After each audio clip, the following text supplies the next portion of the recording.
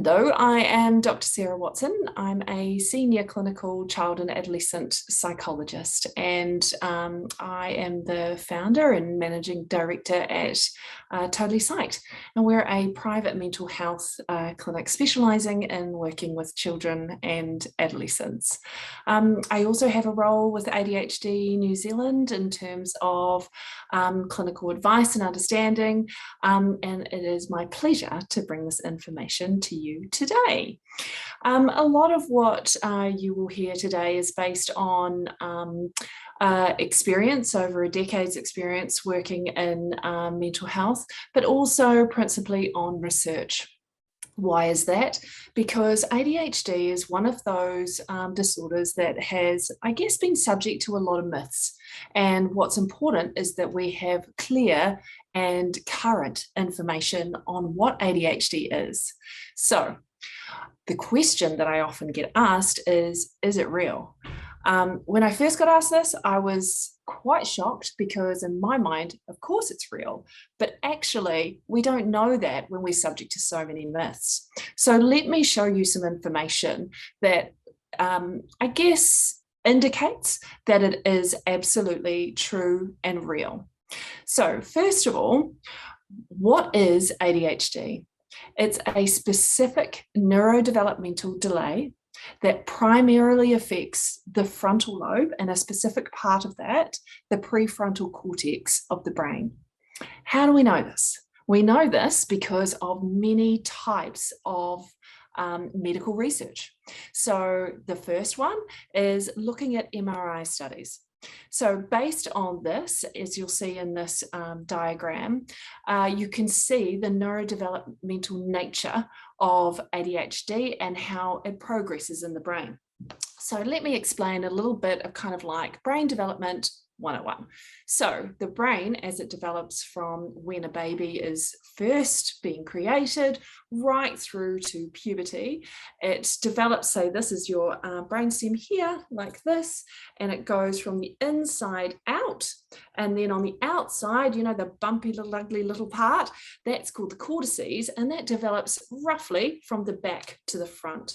Of course, I'm generalizing, but you get my drift. So what this study shows is the typical development of those with ADHD versus those with a neurotypical brain. So those with ADHD have the brains that you can see there in the top of the two sections in blue, light blue and dark blue shades, and then also on the bottom there in the light blue and dark blue shades. And same for neurotypical child's brains are in the shades of purple. You'll see there going from left to right, we've got the ages. So an atypical ADHD brain at age 7, 8, 9, 10, 11 and 12. What you'll notice with those is the demonstration of the usual neurodevelopmental nature of brain development. So in a neurotypical brains, the purple ones in this case, it goes for less kind of coverage from age 7, and then the coverage, it goes further forward and covers it more. You can see as the purple gets more from 7 to 8 to 9 to 10 to 11 to 12. And then if you compare that to the blue ones, the typical ADHD brain, you'll see that that development is not only a lot slower in terms of the coverage, but the color remains lighter and there's less dark shades. And that's because it indicates the thickening of those cortices too. So as time goes on, they get thicker as well as move forward right through to the end of puberty, which is, you know, really at the time when children are turning into young adults and entering the university sector. So with this then, we can also see on the next graph that it's not only on MRI studies, but also we can see that the brain waves are quite different. There's a lot more activity in those with ADHD versus those with neurotypical brains. The next part is also around what fMRI brain imaging shows us. So this diagram demonstrates a typical brain with no ADHD on the left, active ADHD in the middle, and ADHD in remission on the right. As you'll see, the one with no ADHD, there is a small portion in the front, which is that left-hand side there, where there is activation, which is that section in red. So there's activation during a task that is activating that frontal lobe or prefrontal cortex, and you can see that working appropriately. In the middle, somebody with active ADHD, there's no red that we can see, so that's not activating at the same level as it should be. The ADHD in remission version, that's one that has been medically treated. So the ADHD used to be present and it's not anymore. So it's really stimulating that area so that it will work effectively at ideally the same rate as the no ADHD. Now, also in the States, they don't stop there.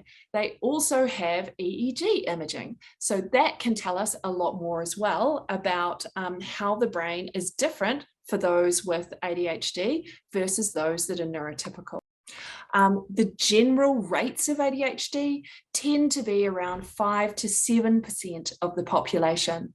But those numbers are generally climbing around the world as we understand ADHD more, and also as we accept and embrace that it's a different type of brain, not something that is necessarily less, but one that does require supports in certain areas.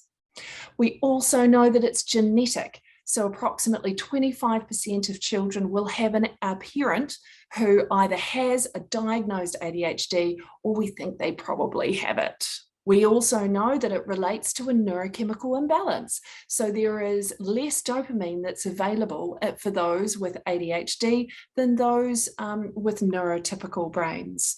And what dopamine is responsible for is mood, learning, and attention. So that kind of makes sense.